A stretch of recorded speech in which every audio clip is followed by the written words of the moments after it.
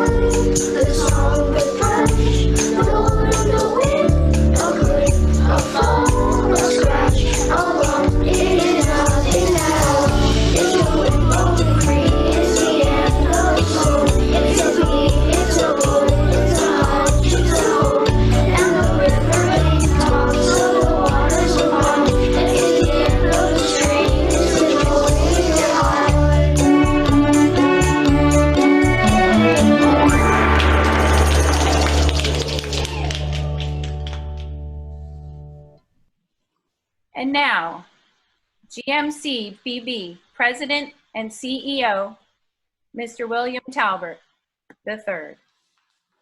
Thank you very much, Allie. That's tough act to follow. Thank you. Good morning and welcome to the GMCVB's annual partner workshop. We have an exciting week in store for you. First, I want to thank the Miami Music Project for that wonderful performance. Let's give them a round of applause. Virtual round of applause.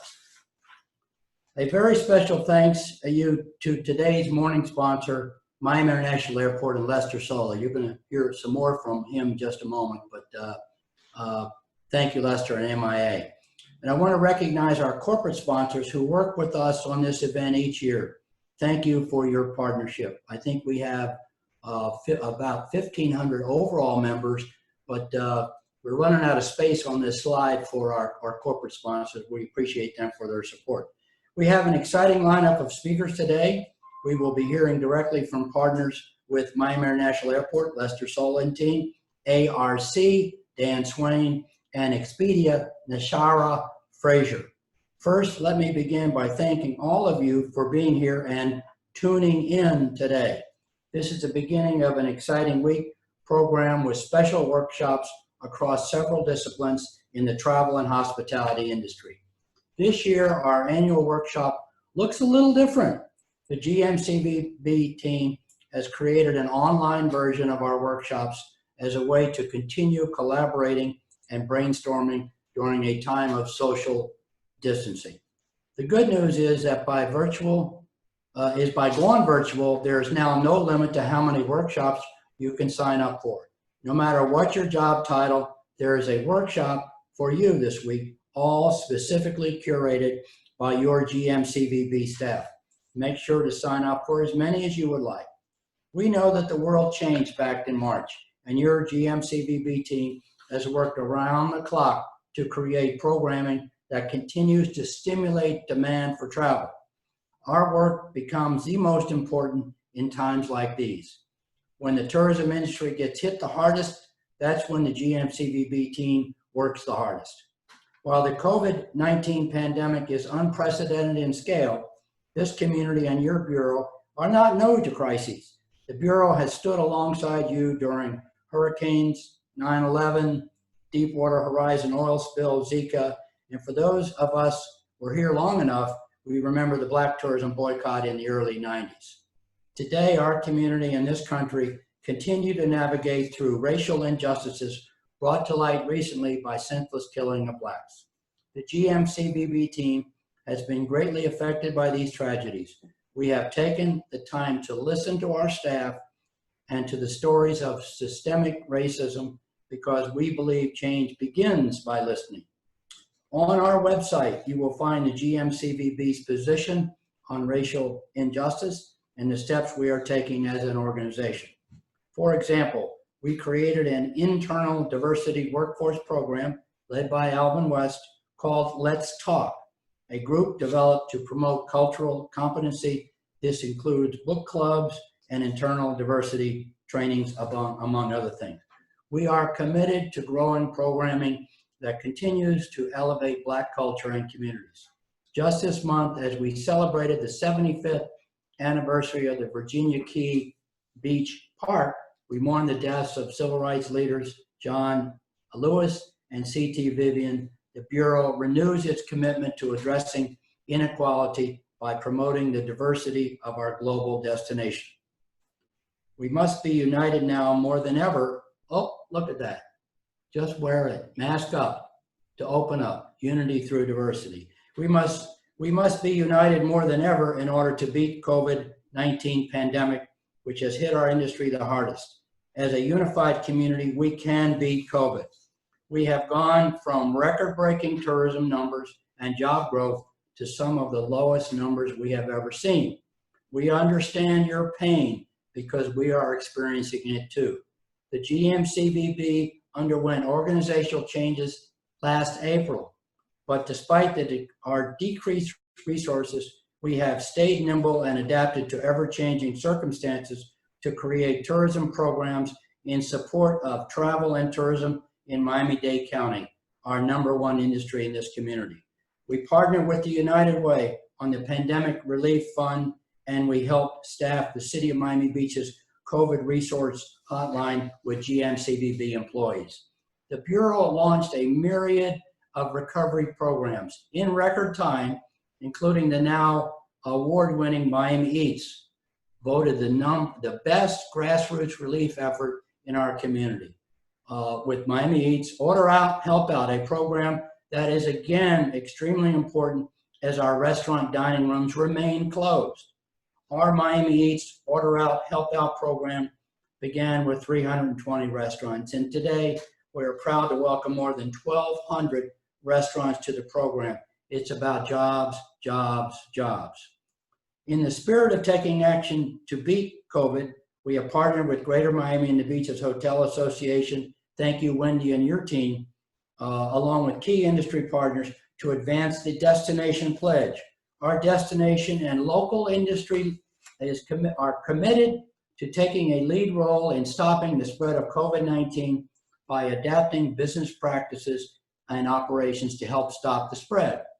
The GMCVB's commitment to this community, like during crises in the past, is to continue to stimulate demand for Greater Miami's tourism product and help keep jobs available for our service industry workers. Immediately after hotels opened on June 1st, the GMCVB launched the official tourism recovery program, Miami Shines. And we continue to evolve that program in response to this highly dynamic situation. Your Bureau stands by you now more than ever. We will recover.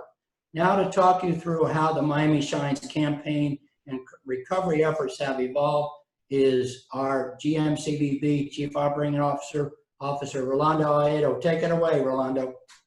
Thank you, Bill. Thank you. And, I've had the privilege of being at Bill's side and part of this organization for more than 25 years. So I, too, have been through a lot of those crises that Bill mentioned earlier. It's helping inform our recovery strategy. Quite frankly, this is unprecedented, but thanks to our partnership internally and, of course, our partnership with you, we feel that we're putting together a very robust recovery program, but it's also very nimble. And we made several adjustments along the way. We did launch the campaign in earnest on June 1, and we were talking about all the amazing deals that were available from our hospitality community.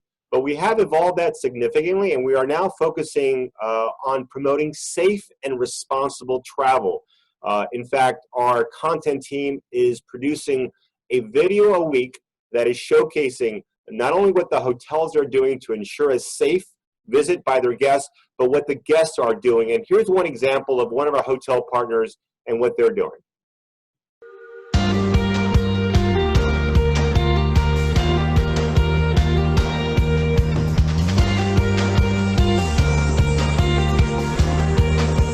The hotel's been awesome. They've been putting up different updates on the website. Every week, we spend hours on each room, cleaning and disinfecting.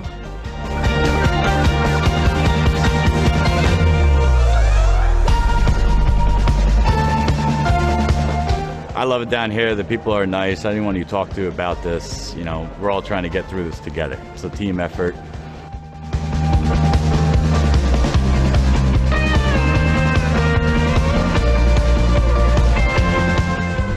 I love it. We're making memories that'll last a lifetime. He loves Miami. Tell her, Miami, baby.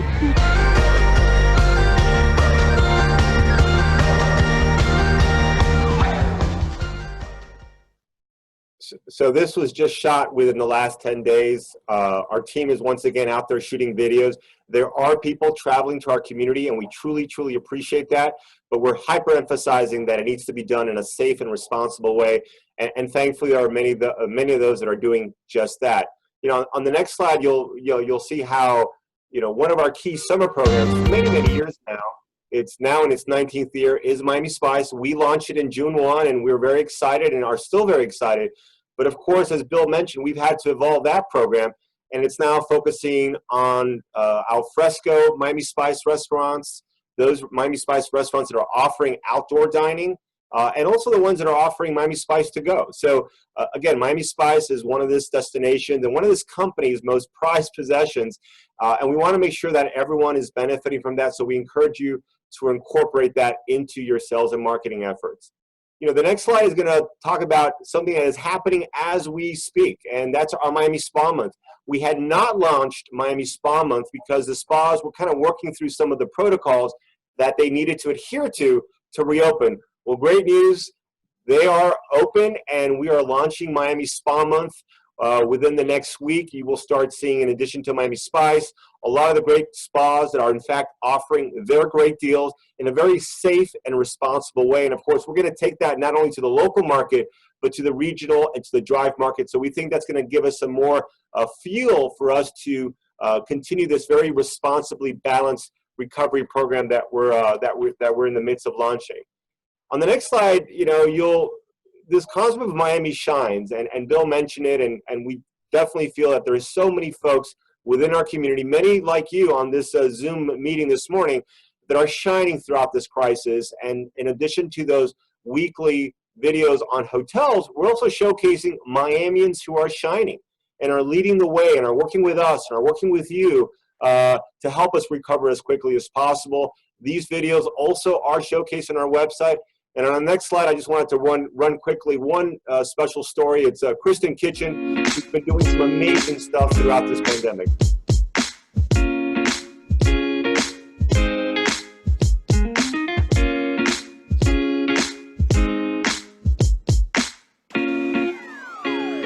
Hello, my name is Kristen Kitchen, and I am the owner of the Dunn's Josephine Hotel.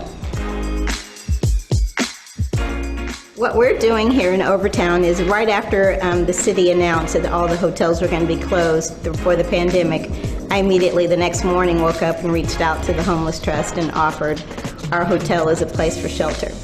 We decided to step in right away. The community response has been really wonderful. People have brought us supplies, people have helped support us. The restaurants in the area have really been active in helping to feed the people. Several of the things that we need are toiletries, toilet paper, soaps, shampoos, lotions, things like that. That's just one example, and we encourage you to please go to our website to see all this amazing video content that we've been producing over the last couple of weeks. Quite frankly, very positive content to help mitigate and offset some of the reporting that's out there, which we all know can sometimes give impressions of what's happening on the ground. In addition to that, we are also launching very strategic digital marketing campaigns. As I mentioned earlier, there are folks that are traveling, they're researching travel to Florida and travel to Miami. So through our behavioral targeting programs, we are we are serving up not just some of these ads that you see in front of you, but also we're bringing them to our website to showcase a lot of the amazing deals that you have provided to our team. Some of these programs on the next slide are in partnership with some great travel partners, and these are but a few. You're going to be hearing from one of our extra special travel partners, which is showcased on the next slide. We are launching a series of programs with Expedia, and a lot of those are in partnership with some of our regional organizations because they too recognize the power of partnership and frankly the power of Expedia in bringing those travelers to our community that are seeking not only what this destination has to offer, but the safety and the security that our hotels, restaurants, and other touch points are putting forward. And not to forget the group side, and I want to give kudos to obviously our sales team that has been more creative and nimble than ever, working with our hotel community on helping drum up whatever group/meetings business may be viable and available out there. They work creatively and aggressively to launch a zero attrition, zero cancellation fee program for the meeting planners. This is rather unprecedented for Miami, but again, these types of situations and circumstances compel us to be as aggressive as possible. So that is something that was launched just a couple of weeks ago, and is generating leads for some of that future business.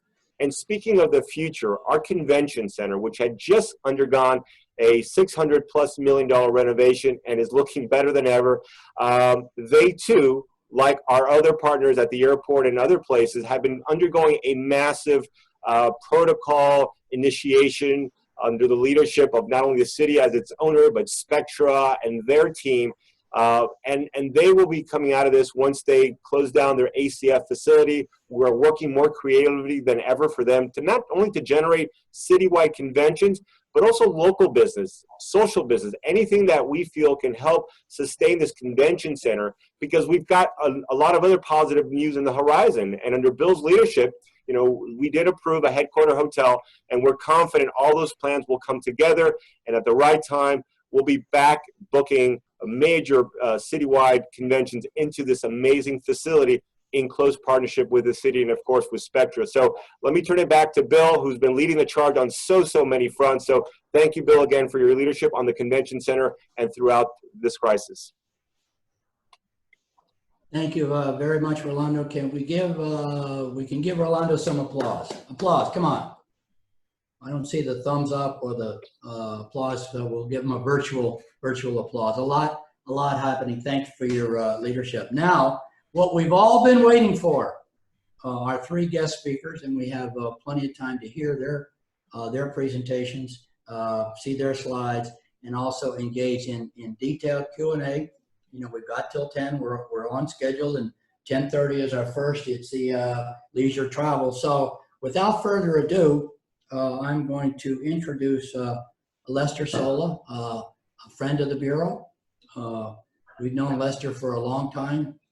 He's doing great things. He's one of the best partners anyone could have. Looks like his high school picture here.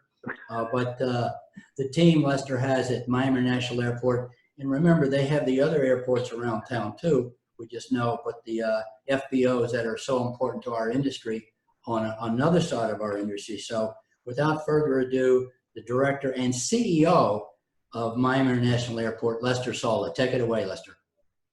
Good morning, Bill, and thank you to you and to your team and to everyone today participating.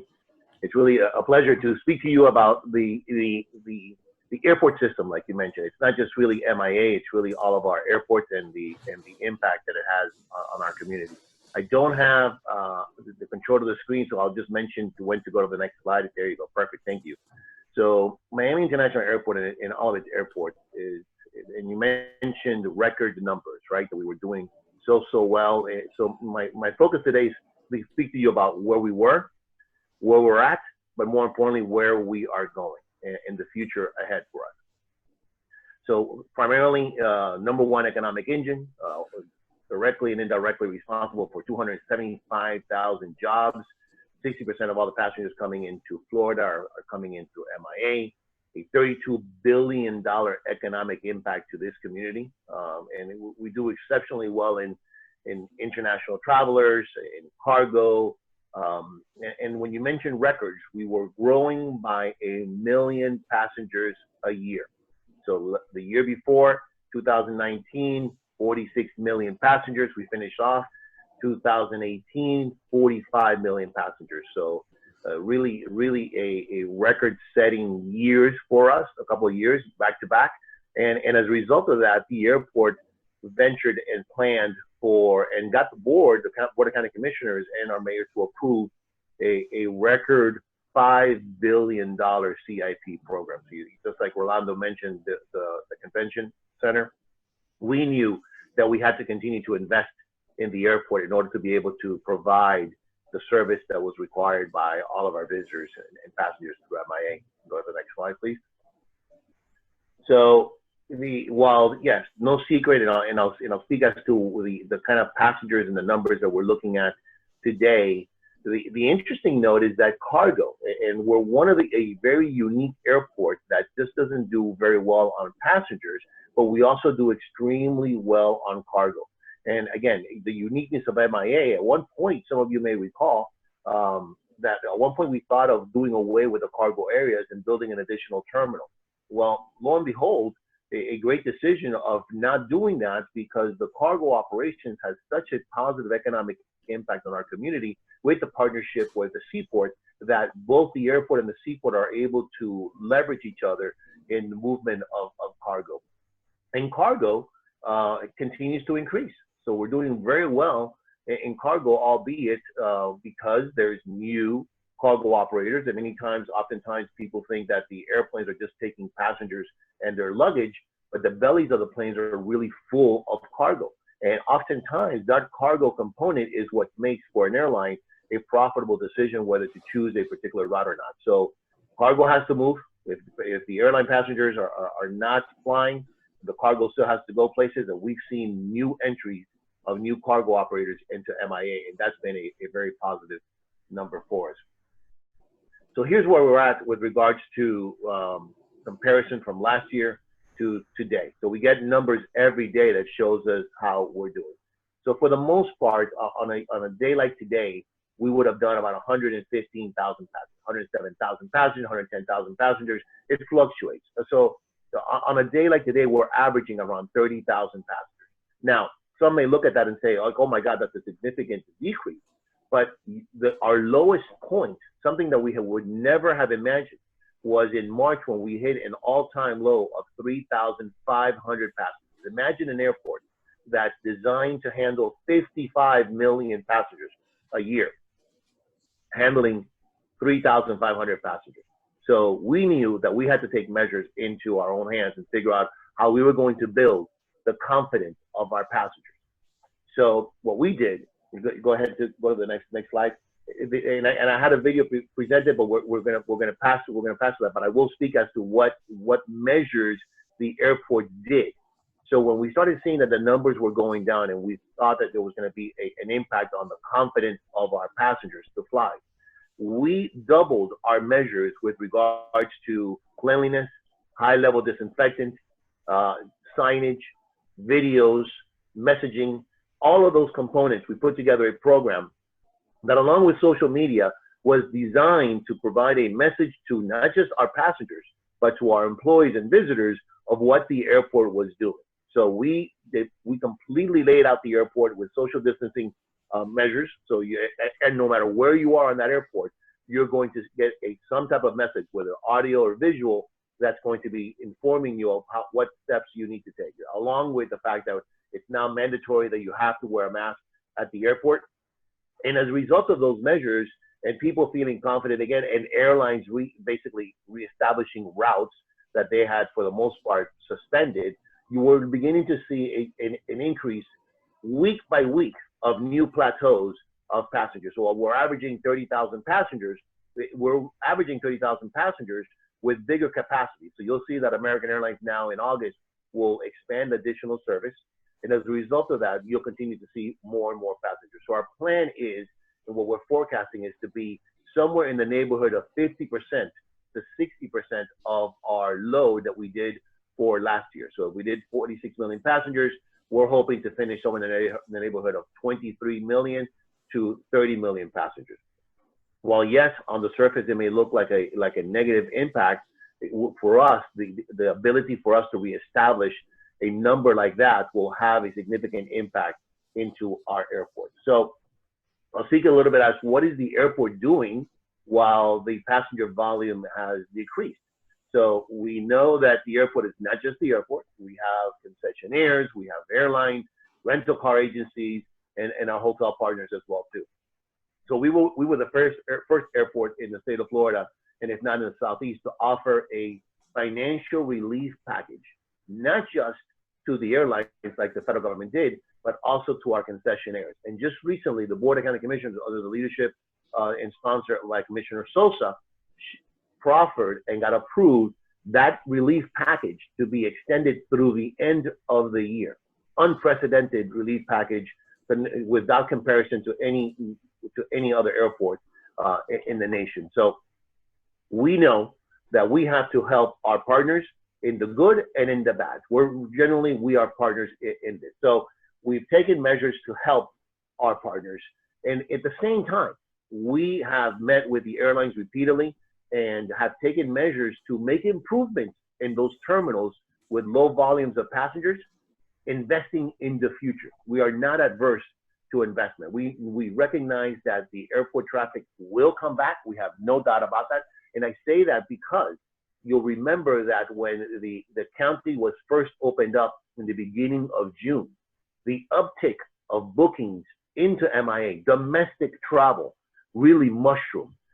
It was only as a result of us having some difficulties in maintaining the numbers that the numbers went back down. But we know that with the measures that the airlines are taking and the measures that we're taking, that those numbers will increase. And in doing so, we have to prepare the airport for that additional traffic.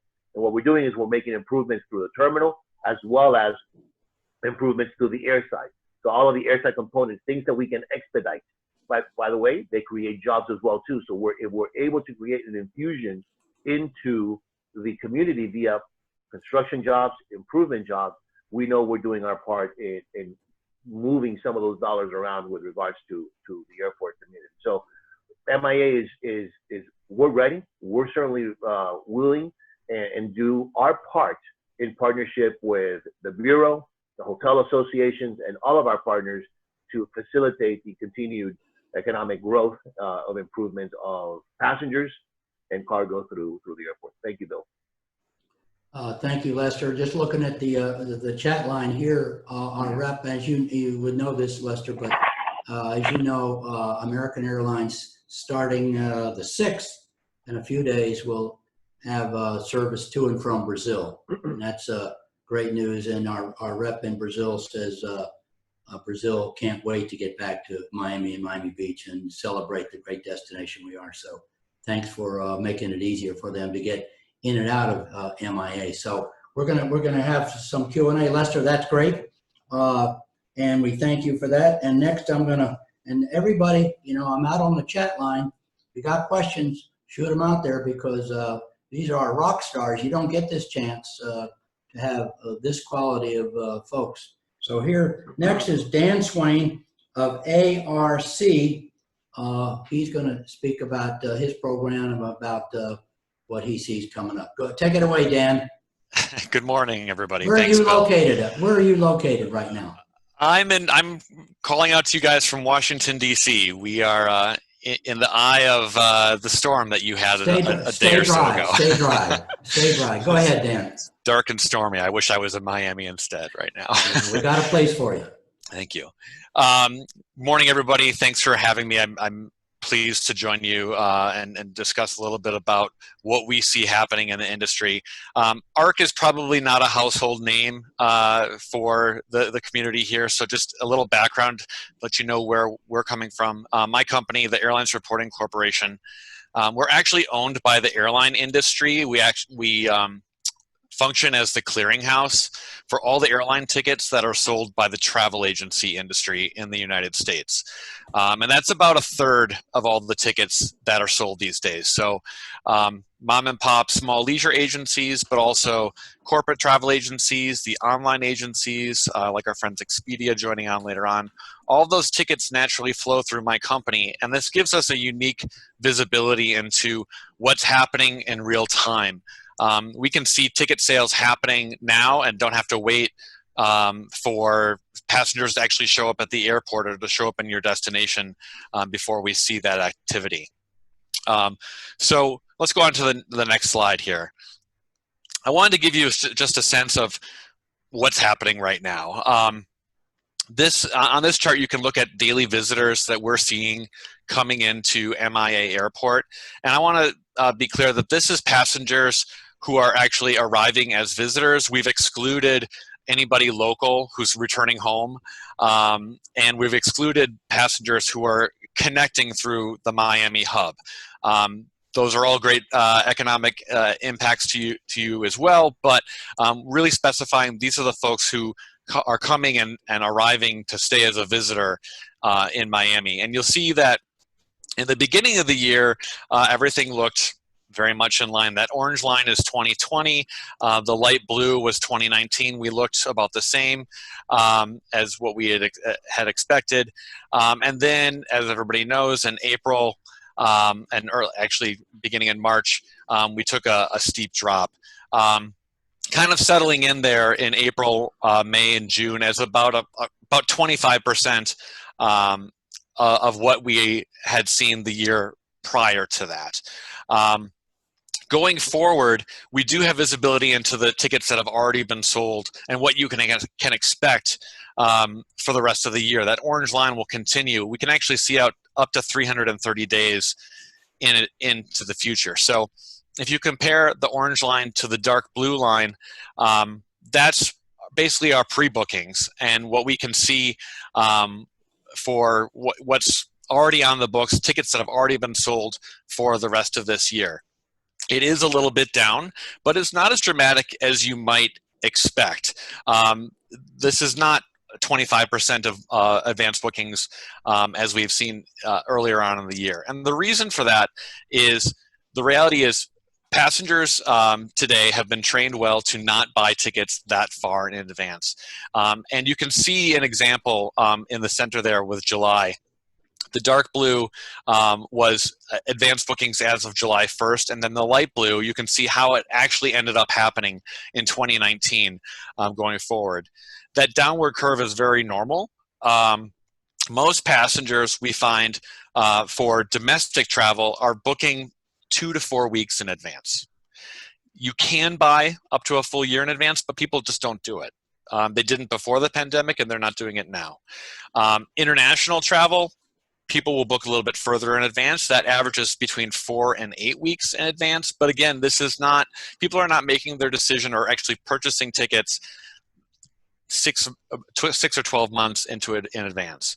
So as you look into the later parts of this year, it's a little bit behind what we would have expected or what we saw last year, but it's not dramatically different.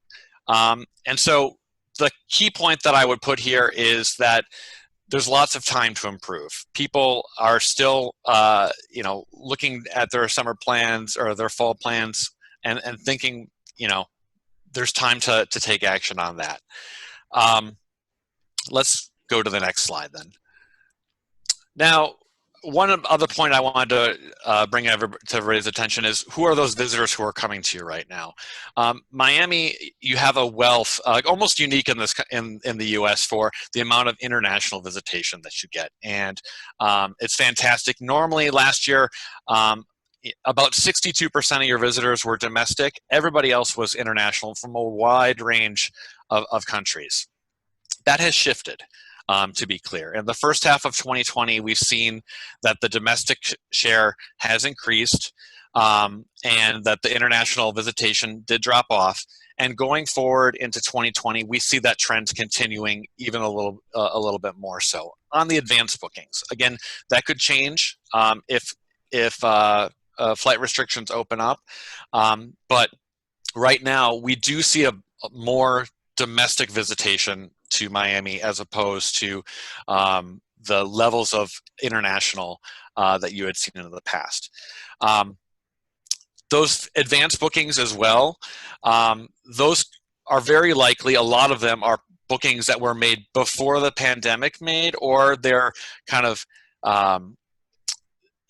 prospective, optimistic bookings that have been made, where tickets have been purchased and they haven't yet been changed or rebooked or modified, and they could be. But right now we do see a more of a domestic shift going forward into the future. The good thing there is that we do see that there are a lot of optimistic bookings, a lot of people who do have reservations and tickets on the books for the later part of the year, and you've got room to grow on that as well. So that's the general information that I wanted to share with you. The entire industry as a whole is working hard to make sure that these bookings increase. Great news that you just mentioned, Bill, about Brazil and expanded flights out of Miami. So I'd be happy to take questions at the end, but just a little preview of what we see happening in the ticketing front right now. Thank you, Dan. I think you see in the chat line, Andrew has pointed out that we do have a strong relationship with the GMCVB, has a strong relationship with ARC. So now we're going to bring it home with Nashara Frazier of Expedia, and she's a proud FIU hospitality graduate, and I believe Dean Chang is on this call to. So we've got a graduate shining. So Nashara, take it away from Expedia. Awesome. Good morning, everyone. Hope you can hear me okay.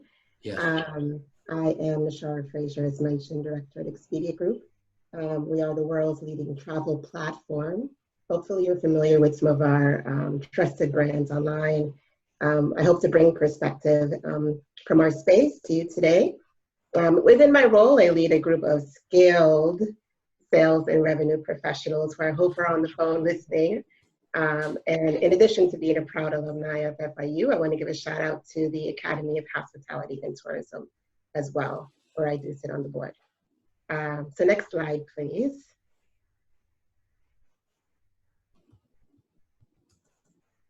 All right. So my perspective will be around restoring travel together. And I want to put emphasis on the word together there. This is unprecedented times, as we have heard. It's going to take a big effort between industry, destination, and partnerships to pull us through. Hopefully some of the learnings will connect us, and I'm glad to share it with you today. Our industry has been greatly affected. The World Travel Council estimated that just our industry alone will lose over 100 million jobs. So what can we do, especially in Miami, to dampen that, right? And to be ready for the recovery. It's been unimaginable. I know for me, it has forced me to be more nimble, more open, flexible, vulnerable, humble, all those things that probably we could have been more so before. So on to the next slide. Part of that in what we could all be looking at is enhancing ourselves, right? What can we do to come out better on the other side?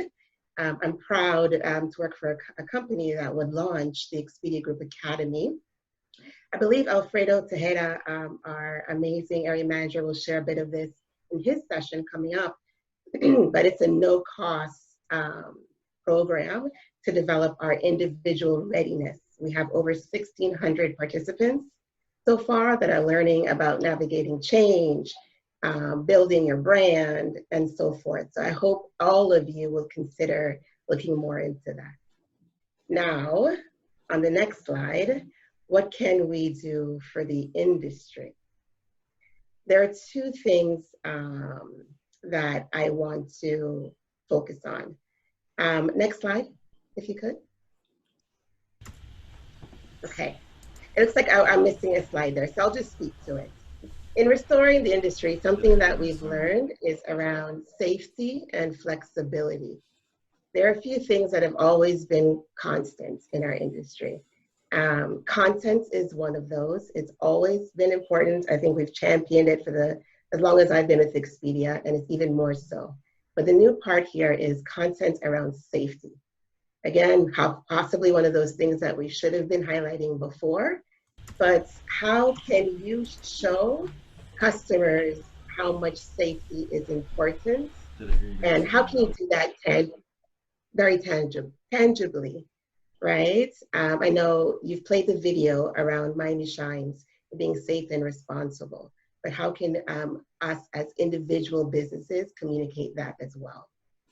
Within our system, we've launched the health amenities section within Partner Central. If you're a lodging partner, please be sure to make sure that that information is complete. Whether you're a lodging partner or not, what you want to do is make sure that your own website, the first thing that pops up is around safety. It's one thing, we're going to talk a little bit about inspiring travel again, but it's one thing to talk about inspiring travel, but what's going to get them to pack their bag and leave their house? They need to be able to understand and see your safety principles to convince them to make that reservation and to travel, to come to our beautiful city. Flexibility is that next thing that I want to talk about. All of our lives are unpredictable right now, right? We thought we were in control, right? So where will we be in 2 weeks from now, 6 weeks from now, a year from now? We'd like to make plans, but there is something that is causing us to look at everything that we do, right? So we have to show as businesses that want to invite travel and customers to make the commitment to come and see us, that we can fit their lifestyle. What can that look like? It can look like flexible and fast cancellation processes. Again, sure, if you're in the lodging industry, but even if you're not, how can your product appear more flexible and actually be more flexible and give the customer that control? Within our space, through all of this, we've now come to a point that 70% of our lodging rate plans, or rate programs, are refundable. So if your rate plans are not refundable, as a consumer yourself, planning vacation for your couple, as a couple, or for your family, which one will be more attractive to you? So just something to consider. It has proven that these two things, safety and flexibility, will help convince a customer that they so need to get out and come to see us. I think you can probably hold on that slide while you're there. Next, in restoring travel, I want to talk about partnerships and about destinations. Many of you on the phone that are lodging partners of ours and destination partners would have known that we launched a global program around relief and recovery. The fundamentals of it are in place to rebuild travel. It looks like financial relief in our marketing and our lodging segments of up to $275 million. 25 million of that is specifically for advertising funds for destinations to reignite travel and drive re-engagement. You notice there that we have reignite and re-engagement because that's what's going to be necessary. We can't do things the old way anymore. We have to look at things through a new lens. So I hope that all of you are finding success if you are able to do that. So with the GMCVB, we have launched, we want to thank them for allowing us to participate with them through the Miami Shines program to get the message out through our channels and with different industry partners as well. Those are the things that are going to help us to re-engage customers with us. So what can you do to remind customers that they miss travel. I think that's the thing that drives me as a consumer, where I recently headed out to the beach with my family on a very safe trip because I knew the protocol of where I was staying. I understood how important safety is for our community. So it engaged me to make that commitment. So what can you do in combination of focusing on flexibility, safety, but then to reignite that yearning to get out? One trend that we've seen, I know we've heard from our previous panelists about air travel. So package business is something that is core to our business here in Miami, as well as international. And we're glad to see that there are folks that are getting on planes and coming to see us. Something that has been a foundation of our business here as well in the Miami market is domestic travel, all right? Also by air, but then we also have that drive market. So how can you partner with companies like ours and others to get each segment? So those that are flying in, those that are flying in internationally or domestically, but then also who is getting in their car to come and see us. We have also, like Rolando mentioned, focused in on targeted messages to the specific customer to take advantage of this niche. We've always had a good local presence, domestic and local presence, and we hope to lean into that more. And I think the booking patterns around all of these segments will hold true. We just need to convince them that they can make the trip down. If you can go to the next slide, we may need to jump through a few.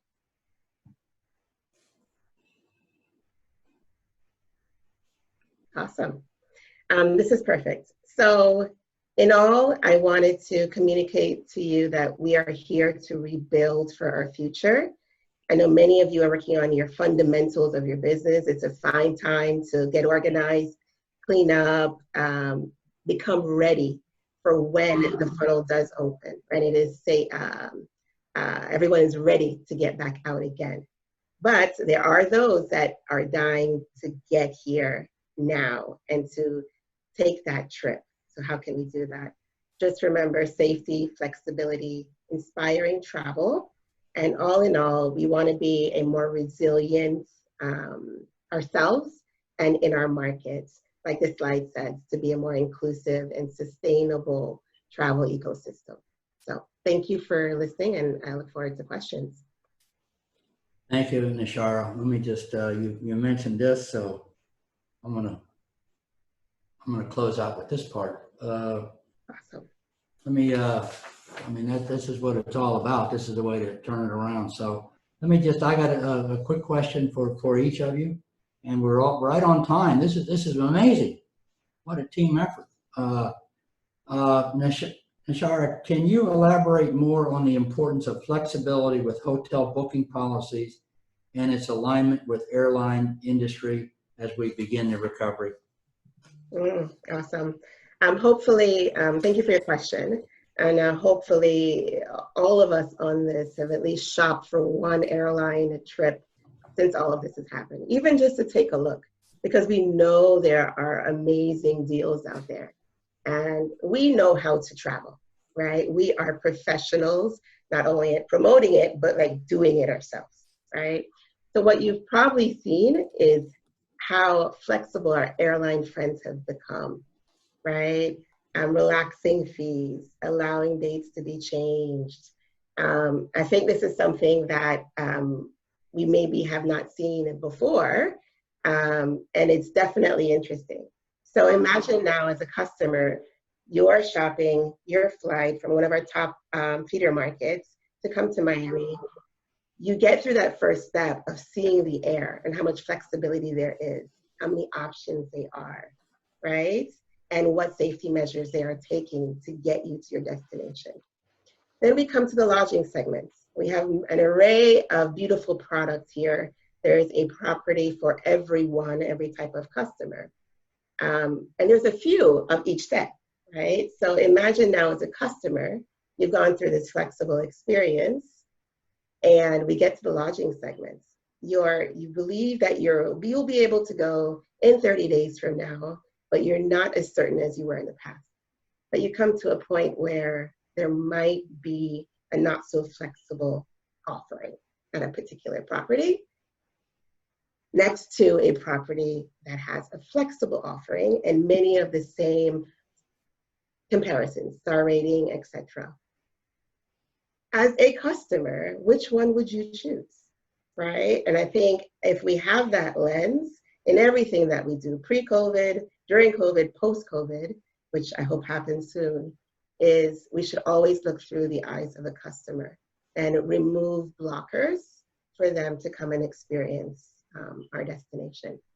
So I hope that gives you a sense of what we want our shopping experience to be like. And hopefully that turns into conversions for all of us. Thank you, Nashar, and also thank you for drinking from the FIU Hospitality Coffee Cup. And we put out on the chat, we're neighbors in the 701 Brickell, and we look forward to face-to-face with you in the future. Quick question for Dan. What do you think airline fares will do in the months ahead should traffic begin to build up, knowing there's pent-up demand for travel to Miami? That's a really good question. We do see fares are low. There are certainly, as Nashara mentioned, some great deals out there. But at the same time, capacity has been pared back a lot. So we've seen a lot of airplanes parked in the desert waiting for the demand to return. Just yesterday, I saw an interview with the CEO at Delta saying that they would rather add capacity back into the market than start filling airplanes beyond that 60% guarantee that they've said. So the airlines have a plan. I don't see airline fares going any lower than they are right now. If anything, I think there's going to be a pressure to maintain the pricing as it is with the current capacity. As demand increases, I think capacity will just increase to meet that demand. I don't think that necessarily the pricing is going to go straight up, because most airlines are operating much below what their normal capacity could possibly be. So that's just my prediction. Thank you, Dan. Remember, this is being recorded, so all of these predictions we're going to play back in the next few months. Lester, are you still on? Yes, sir. How about, you want to talk about, maybe you touch again on the safety measures? Remember, clean and safe safety measures you've taken at this great airport, MIA? Yeah, so thank you, Bill. And for us, it's all about messaging, right? So, and the client, the customer, the traveler. We want to make sure that when the traveler comes to the airport, they see a clean airport. They see the individuals, and I'll say this: we doubled up on the cruise of taking care of cleanliness of the airport right when this thing started. But we haven't stopped that. We've continued that because we want everyone to see the efforts that we're doing in maintaining the airport clean, the airport disinfecting areas.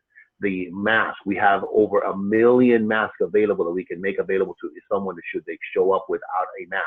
So we've taken measures to help the process or the experience, if you will, so that when someone shows up to the airport and they're going through the check-in, that they're going through TSA, that they're queuing up even to wait on their plane, they're getting messages specific to where they're at of what measures they need to take. And I'll say this: the airline industry is a resilient industry, just like the travel industry is, right? We've gone through 9/11, we've gone through events. They will adjust. They have to adjust, and they will adjust to the means that they'll be able to still be able to fly and provide the services that they've been accustomed to doing so. We just need to make sure, as local partners, we are in tandem with their efforts, so that the messaging and the experience for our travelers is the same as whether they're flying on American or they're flying on Delta or United. The experience going through that airport should be one of it's clean, it's not a risk to your health, and it's more importantly a great experience for you. Thank you very much, Lester, for your leadership. Now I'm looking at the clock. We're on time and on budget. This is amazing. That's a good way to start the partner planning workshop. I guess the next session starts at 10:30. It's about leisure travel, and I think we've got 10 or so of you here. They're listed, and so we appreciate that. I mean, we are still believe and are working to have Art Basel come in December. We know the Orange Bowl folks are on our call, in the college football championship is still on tap for January. You know, we had our record 11th Super Bowl February 2nd. So get that Miami Beach Convention Center open. If there was ever a place for social distancing, it's a 1 million square foot convention facility. So with that said, really thank you, partners. We appreciate it. This is kind of our first virtual session like that. We hope it's the last. With that, Allie, can we drop the mic now? Yes, sir. That concludes this event, and we hope everyone can sign on for the next session starting at 10:30. And as a note, this has been recorded, and everything should be shared towards the end of the week with all the breakout sessions.